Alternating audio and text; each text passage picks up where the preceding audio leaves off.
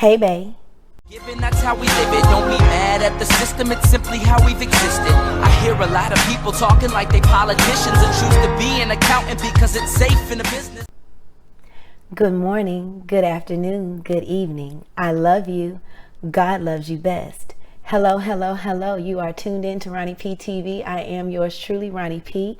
And today or tonight, we will be reviewing Married at First Sight, Season 10, Episode 10, I Want You to Want Me. Isn't that the title of a song? It is.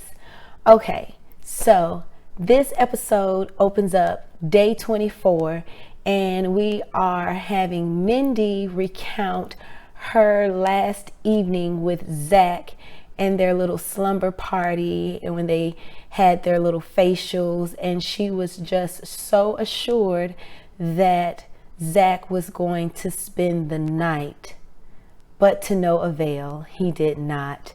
And now she is starting to question if he really has intentions to make the efforts that he is saying that he wants to make, or at least he said he is going to strongly consider making.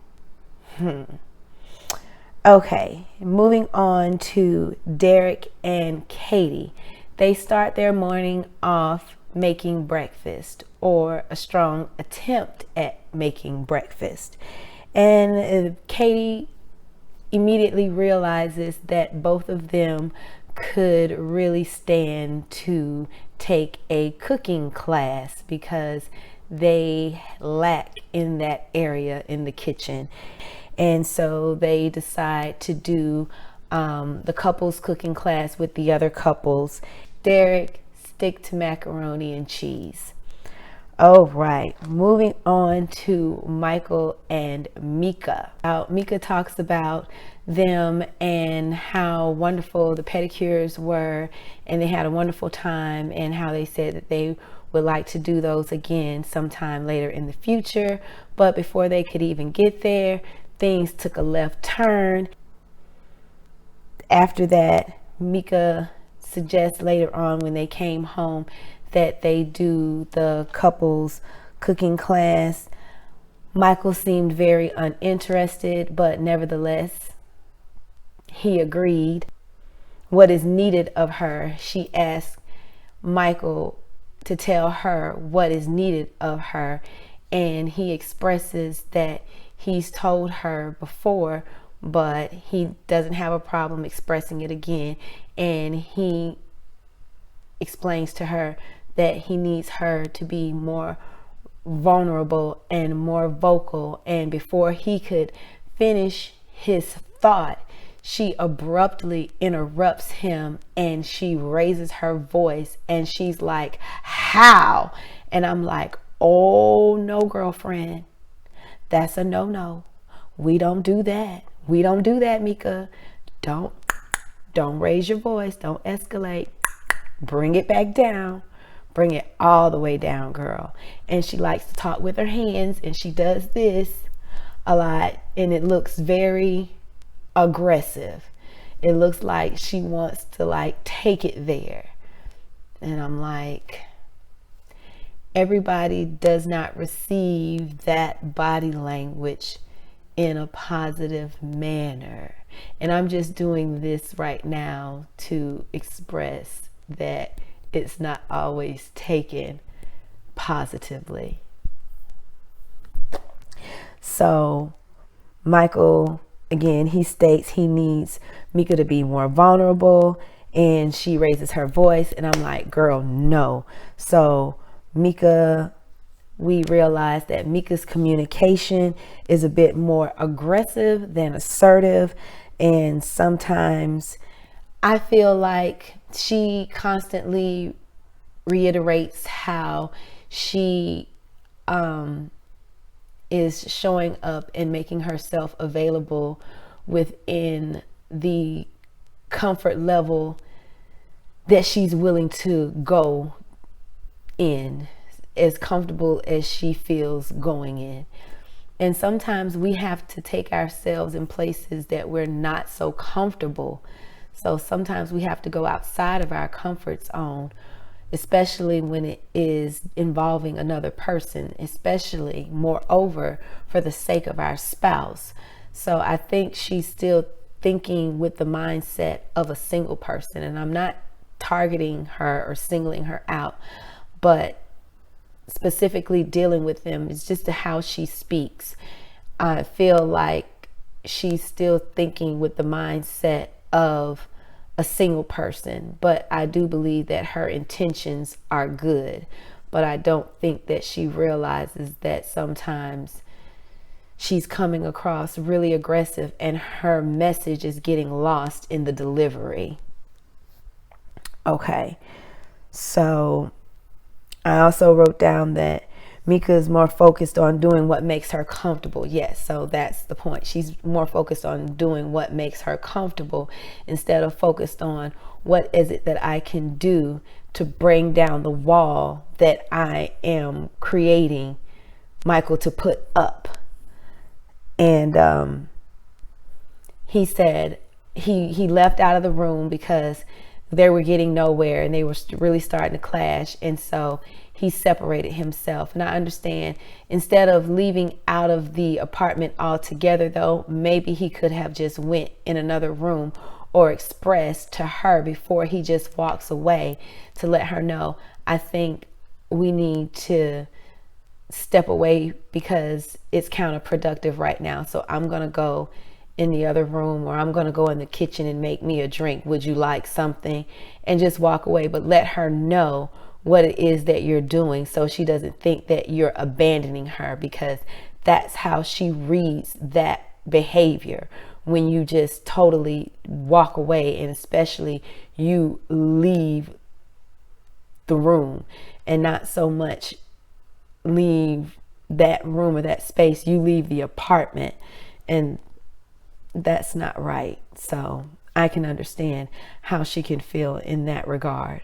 So maybe he can work on communicating better with that sense. So the couples go to the cooking class and they are working on their dishes together. Mindy points out how Mika and Michael don't seem very connected or very lovey-dovey, so to speak. And I'm just like, Mindy, at this point, girl, you need to sweep around your own door and not play Inspector Gadget when it comes to any other couple, because you have enough hurdles to try and overcome with that man that you call your husband. After the couples have finished cooking, they sit down and they discuss where they are currently in their relationships, and they also ask about Brandon and Taylor and their status. Mika gives a brief overview of what happened with regard to the video and how it all boiled over with Brandon and Taylor and him speaking to Michael. Michael interjects and he expresses that he doesn't feel like that is a topic for public discussion, and he feels like it's best that Brandon and Taylor be able to handle their affairs privately, and it shouldn't be a discussion for the table because they are a married couple and they should be able to have the opportunity to figure that out on their own. And I understand where he's coming from, and I respect his point of view, and I absolutely agree. It's not a topic of gossip. And then we come to said couple in question, Brandon and Taylor. They meet up with Dr. Pepper to discuss everything that has gone awry thus far in their situationship. And Taylor immediately defends her actions and says that, again, the video in question was in no way, shape, or form about Brandon, and that she was not making that to be on the attack with him in any way, shape, or form. And Brandon disagrees. He feels like it was absolutely, positively 100 for him, about him, towards him, to him.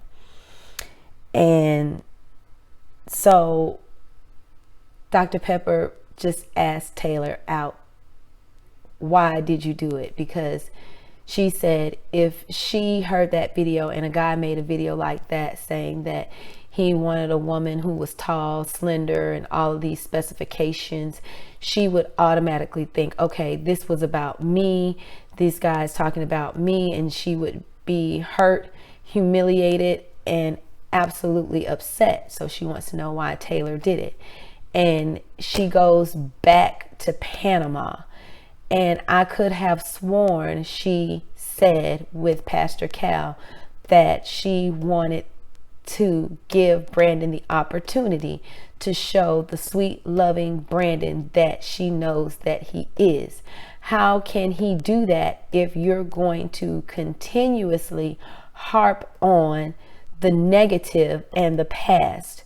You're saying that this guy is continuously being negative and abusive and all of these disparaging things. Why would you want to continue to try and make it work with such a toxic person if that's really what he's been demonstrating all of this time past Panama?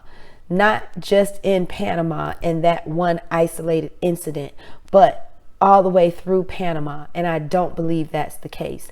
I believe that she's trying to create a narrative and she's trying to blow it up to make it bigger than what it is. And I don't appreciate it. I don't appreciate someone trying to insult my intelligence. And she's the gaslighter here. And someone needs to light her pilot and just boot her up out of here. And the reason she's so upset right now is because Brandon is absolutely done, because he realizes that Taylor is simply here for the camera, not for marriage and not for love. And I don't blame him, because while Dr. Pepper looks like she was disappointed in Brandon, she should be disappointed in Taylor, because that's a form of abuse. And here's the thing. She wants to make it seem like she showed up and she's available and she's still in it to win it, and she wants to be in this relationship. And she said, I've never tried this hard with anyone. Girl, stop lying. Like, you've never even been intimate with this man. And women by nature, if there are any that they are the exception to the rule, then we're going to put them over here. We're going to put them over here. But for the most part, our emotions when it comes to men are tied to our physical chemistry. So if you haven't given up the cookie, why are you so emotionally tied to making it work with this man that you don't even know? And how could you have possibly not tried any harder with any other relationship, all because you said I do to him? You don't know him. And I don't think you would go out of your way to be so spiteful and vindictive, because why be so invested? You invest in something like that kind of malice with someone who you've invested your heart, your mind, your soul, your body. Not just Joe Schmo who you've had a few words with. If anything, when he cursed at you on the bus, it just would have been okay to just curse back at him. But you wanted to have this so-called image because you knew that the cameras were rolling. But girlfriend, you tarnished that when you made that IG post. So it really doesn't matter. Brandon says that Taylor sounds rehearsed, and she does. And he's done trying. He believes that she's there for the camera, and he says that Taylor even said that she's not sure if she wants to apologize for her actions and for the video that she posted on Instagram. So I don't know what to say about that. So when Brandon said that he was done, and he said anybody that saw that video would think that it was just absolutely disgusting. And I did. I thought that it was disgusting. It was disrespectful. It was just something that it shouldn't even come to that. And he said, as a matter of fact, what made it so disgusting is because she posted the video downstairs in the front of their apartment when he was waiting for her to come back upstairs. So I'm like, you always got a camera in your face. And it's like you put social media before your relationship, and nobody's pointed this out to her. Nobody's brought this to her attention, that maybe there should be an exercise implemented where her phone is taken away, or she's restricted from social media if it has nothing to do with this. And if Brandon's not involved, then she shouldn't be on social media. But that's not being brought up. I want to know where she mustered up the tears from to squeeze them out of her face when she says she's been trying so hard and she doesn't know why he wants to give up. I know why he wants to give up, and I don't know why you don't know why he wants to give up. Like I said, she's a gaslighter, and I'm just really disappointed that she did a 180, and now she wants to paint this picture and make Brandon out to look like a villain. It's really, really disappointing. Zach and Mindy. Zach and Mindy meet up with Dr. Pepper at Mindy's apartment that is supposed to be for her and Zach. And Mindy expresses that she's starting to finally feel like Zach does not want to be in the marriage. Finally, she's starting to see the light. She realizes that she's giving a lot and not receiving anything in return. And this is how I feel. I feel like Zach lied to get on the show. They go back 2 weeks into the interviews, and they show where Dr. Pepper asked him what if he wasn't physically attracted to his impending spouse. And he gave an answer just like you would on an interview to get the job. You know, you do what you have to do to make it work, and it's not always about the physical, because he knows that the experts match them up for a reason. So he's going to work to get to the core of the purposes that they were matched together. But that's not what he's doing. He's not making an effort to work on the marriage. And so Dr. Pepper suggests that they go to a breathing exercise class to build for the purpose of building connection and bonding with one another. And bringing us back to Michael and Mika, talk about a yoga class that never happened. Okay, so Mika says that she was told by another instructor or personnel at the yoga studio that there is only a Michael that cleans the rooms at the yoga studio. There is no one that teaches there by the name of Michael. Michael says that he is in fact a yoga teacher there. Mika feels like her time was wasted, And because Michael wouldn't talk to her at the time, she talked to Taylor about the incident and what happened. This immediately infuriates Michael because he wants to know, why is it that she can't keep her mouth shut when it comes to their personal affairs and their marriage? Why does she have to share everything with the other wives? Why can't she just keep some things to herself? And I absolutely agree. She is going to have to learn that in a married folks business is married folks business, and keep other women out of your business. It's not going to fly. And even if it's not this man, the next relationship she comes into, if that behavior, if that's a trend that she continues, she might learn sooner than later that the woman that you're talking to might be the one that sneaks in up under you and gets your man, because you're running your mouth telling her all your woes about what's going wrong, and she's going to come in and be that problem solver. All the problems that you don't know how to fix, oh, she's going to fix them. And she's going to help you out, and she's going to take those problems right up off your hand, including your man. So keep your mouth shut, Mika. Take it to the Lord in prayer, Mika. Take it to the experts, Mika. I don't know what else to tell you. Talk to Michael. Wait till he comes back. And the first thing you let him know is, I didn't talk to anybody else. I saved all of this for you. Let him know every time, I haven't spoken to anyone else. I saved it all for you.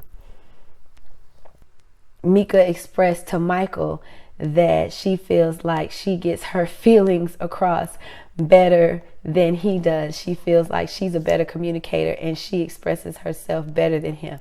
And so he shuts her down. He runs everything down that he is uncomfortable with. He starts and lets her know that he does not feel close to her. He feels like a stranger in his own home, and he feels uncomfortable in the bed that he shares with his wife. And you could tell that that touched her spirit. He went 1, 2, 3. And in my culture, when we start to using body language, 1, 2, 3, because she just sat there and said, okay, you don't speak, or you don't share your feelings, or you don't communicate your feelings as well as I do. I'm able to get my feelings across and explain what it is that I'm not getting and what I need. He said, oh yeah, well, here's one for you. And then he told her, and you could see it all over her face. He was like, well, dang. She took a big swallow, and then she looked down. Yeah. Truth hurt, don't it, girl? I'm just saying, be careful what you say. Know what you're saying before you say it. And then in that same breath, she let him know, because she talks very aggressive, and she talks with her hands. And she's like, and I'm just sick of the lies, and I can understand that was a valid statement. Said, I'm just sick of you lying. He said, well, no, she said, I'm just over you lying. And he said, well, I'm over you. And they didn't show her face right then when she said it, but you could hear in the background when he said, I'm over you. She said, oh, that pierced her spirit too. She wasn't ready.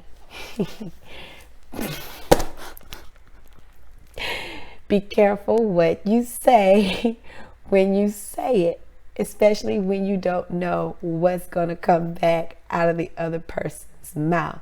When I say be careful what you say, it may not be what you're saying, but you may want to refine the delivery. Okay, so Mika and Michael meet with Dr. Pepper, or Dr. Pepper go and meet with Mika and Michael. Mika expresses that she's tired of the lies, and Michael says that as a result of Mika's demeanor, that he is unable to be vulnerable And Dr. Pepper asked Michael if he's ever going to accept accountability for his inconsistencies, basically the lies. And he says that it comes from rejection and not being able to trust. Nevertheless, he says he accepts accountability for his actions. So he's going to work on his deficiencies, and Mika made a promise and effort to make an effort to work on her deficiencies. Brandon meets up with his friend Anthony. They meet up to discuss mediation. Brandon says it was an attack on him with phony accusations. I absolutely agree. Taylor came in with an agenda that she wanted to execute. When it came to Brandon, she wanted to paint him out to look like the worst person she possibly could, which is why I can't fathom why she would want to make it work with somebody who is toxic and that bad. Well, I know why, because it would keep her camera time. If they don't exist, there's no camera time. Anthony asked Brandon, where does he go from here?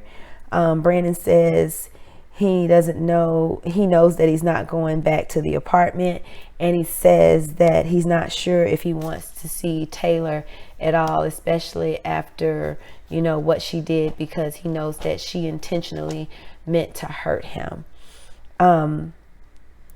So the couples, and then we see where Taylor meets up with her friend Tochi, and they meet up to discuss mediation and the video. Taylor once again goes in to play the victim, and she adds to the story. She makes it more than what it was. She makes it seem like Brandon said more than what he did, and he really didn't have much to say. I know editing would not make him seem like he said very little if he said more than what he did. It was Taylor. Taylor was giving a lot of pageantry and a lot of telenovela. So, yeah. She claims that she still has feelings for Brandon, but she speaks so ill of him. I'm like, how can you have feelings for him? But, you know, that's just like reiterating and beating a dead horse. We know that it's not true.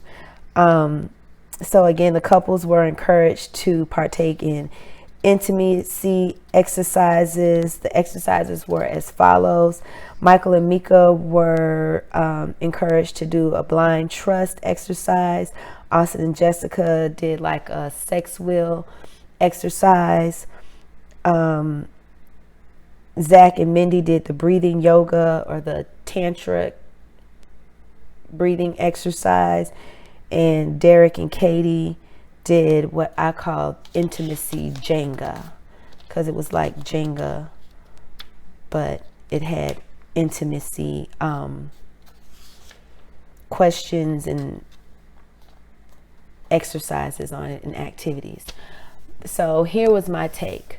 I don't know where things are going to go as far as with Taylor, but right now her behavior and her attitude have taken a turn for the worst.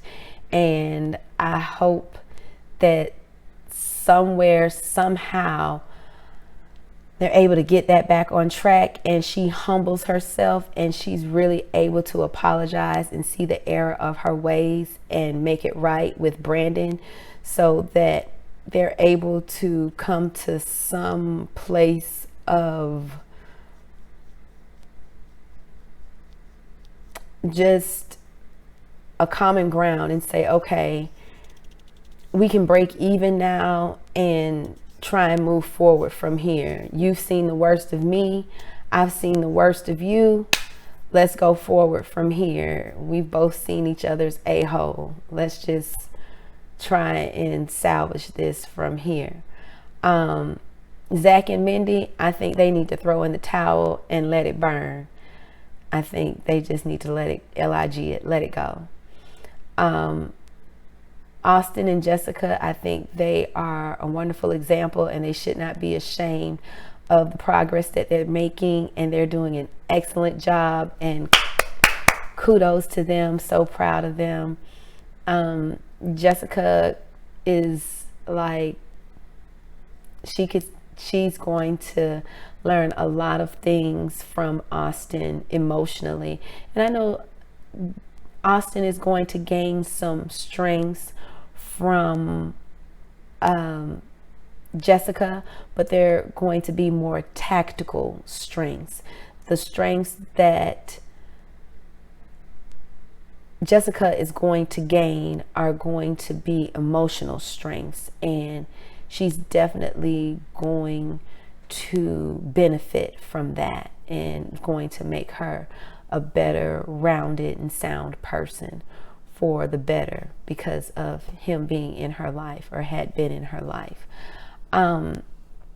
Michael and Mika, you know, that's still up in the air. As far as I'm concerned, I don't think they need to be together. I think, you know, they gave it a good run. I think they are a perfect example. If they complete this out, at least they'll know what they don't want in spouses or partners. That's the best that can come out of it for the both of them. But I don't feel like they are compatible. They knock heads too much. Mika is a very strong-willed individual, and I don't know what it is about Michael that he just is springing on lies right from the beginning. That is odd to me. I don't know why he's doing that, but that is very odd. So yeah, leave your comments in the comment section below. Let me know what you thought of this review. Let me know what you thought of episode 10. If you like this video, please be sure to give it a thumbs up. Don't forget to rate this video, comment on the video, share this video if you care, and most importantly, subscribe. If you like this information that I'm leaving for you, I'm going to go ahead. You can click over here if you want to subscribe. If you want a next video, you can go ahead and click over here. As always, I thank you for spending some time with me, and until next time, bye.